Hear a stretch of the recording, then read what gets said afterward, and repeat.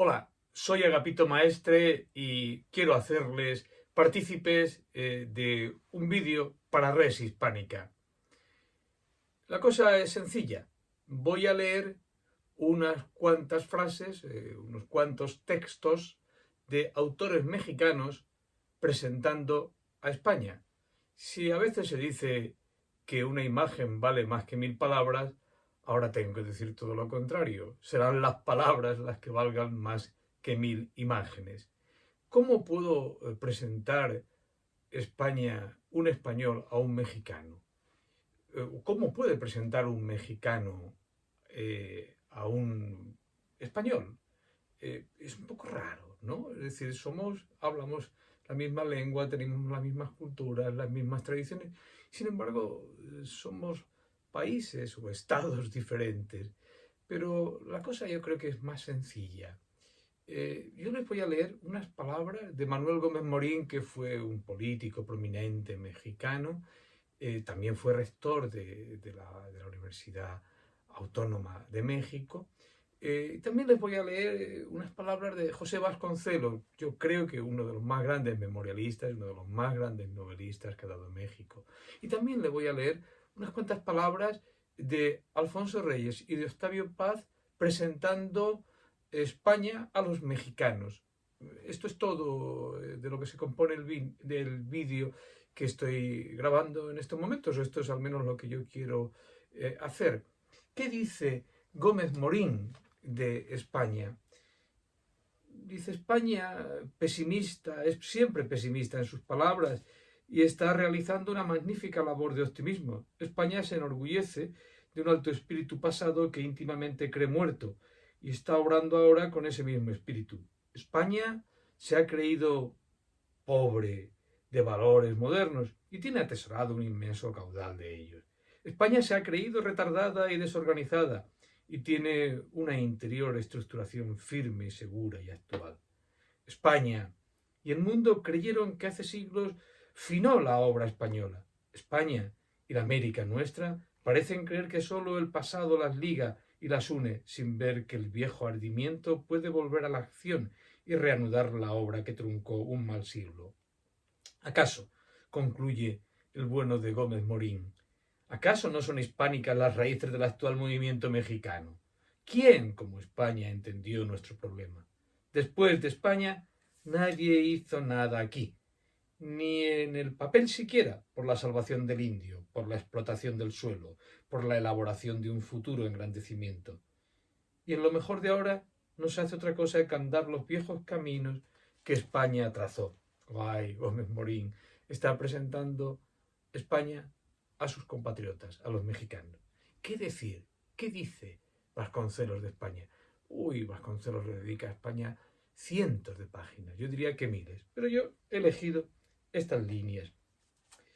Cuando visita Toledo, en su obra La Tormenta, una de sus columnas de sus memorias, dice el bueno de Vasconcelos: como quien prueba apenas un vino ardiente y dorado, nos quedó el sabor de Madrid, y antes de degustarlo, dispusimos de unos días para la visita más importante de los alrededores, la excursión de Toledo.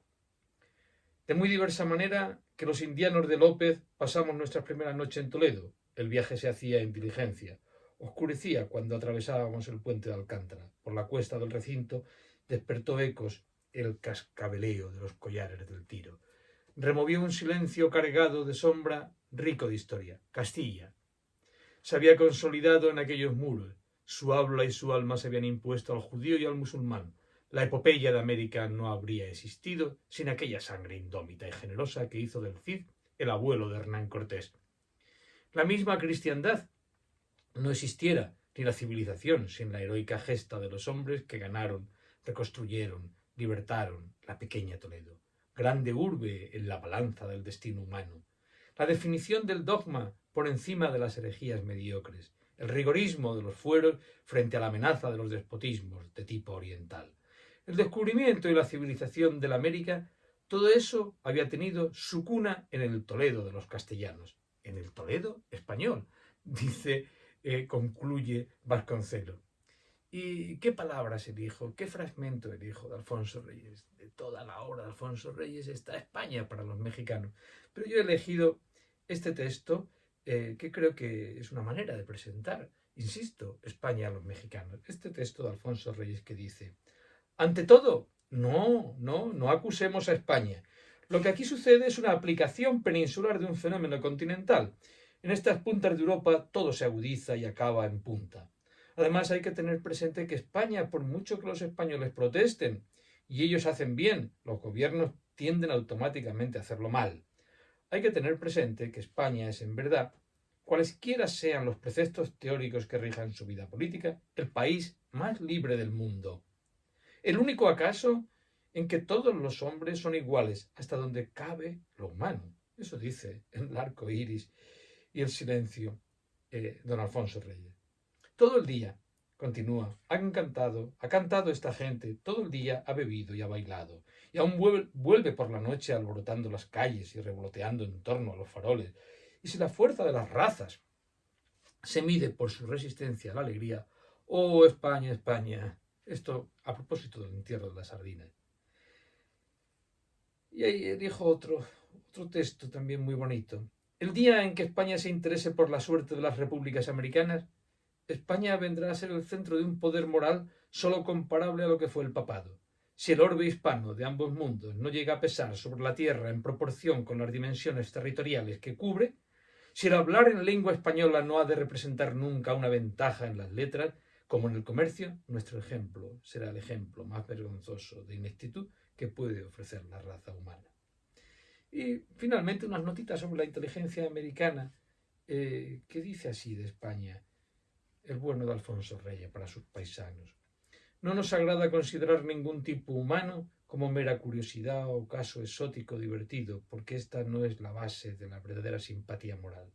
Ya los primeros mentores de nuestra América, los misioneros, corderos de corazón de león, gente de terrible independencia, abrazaban con amor a los indios, prometiéndoles el mismo cielo que a ellos les era prometido. Ya los primeros conquistadores fundaban la igualdad en sus arrebatos de mestizaje. Así en las Antillas, Miguel Díaz y su cacica, a quienes encontramos en las páginas de Juan de Castellanos. Así aquel soldado, un tal Guerrero, que sin este rasgo sería oscuro, el cual se negó a seguir a los españoles de Cortés porque estaba bien hallado entre indios, y como el viejo romance español tenía una mujer hermosa e hijos como una flor. Así en el Brasil los célebres Joao Ramalho y el Caramurú, que fascinaron a las indias de San Vicente y de Bahía. El mismo conquistador Cortés entra en secreto en su conquista al descansar sobre el seno de doña Marina. ¿Acaso allí aprende a enamorarse de su presa como nunca supieron hacerlo otros capitanes de corazón más frío? Y empiezan a dar albergue en su alma ciertas ambiciones de autonomismo que a puerta cerrada y en familia había de comunicar a sus hijos, más tarde atormentados por conspirar contra la metrópolis española. La Iberia imperial, mucho más que administrarnos, no hacía otra cosa que irse desangrando sobre América. Por acá, en nuestras tierras, así seguimos, considerando la vida en sangría abierta y generosa como fue la que hizo España. Y concluyo con un fragmento de Octavio Paz, ese gran poeta, ese gran ensayista, ese gran pensador. Lo elijo de sus obras completas en el volumen 8, cuando dice Octavio Paz, Premio Nobel: la querella entre hispanistas y antihispanistas es un capítulo de la historia intelectual de los mexicanos, también de su historia política y sentimental. Mi familia paterna era liberal y además indigenista, antiespañola por partida doble, aunque mi madre era española. Detestaba las discusiones y respondía a las diatribas con una sonrisa. Yo encontraba sublime su silencio, más contundente que un tedioso legato. En la biblioteca de mi abuelo, por lo demás, abundaban los libros con argumentos contrarios a su moderado antihispanismo y al más acusado de mi padre. Los dos identificaban al pasado novohispano con la ideología de sus enemigos tradicionales, los conservadores. Galdós me desengañó del asunto. Esa pelea era también española. La lectura de los grandes escritores y poetas españoles de esos años acabó por reconciliarme con España.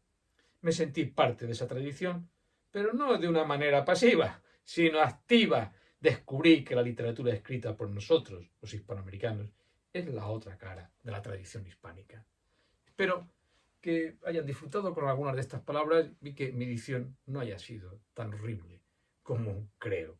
Muchas gracias. No olviden de suscribirse a este canal Res Hispánica.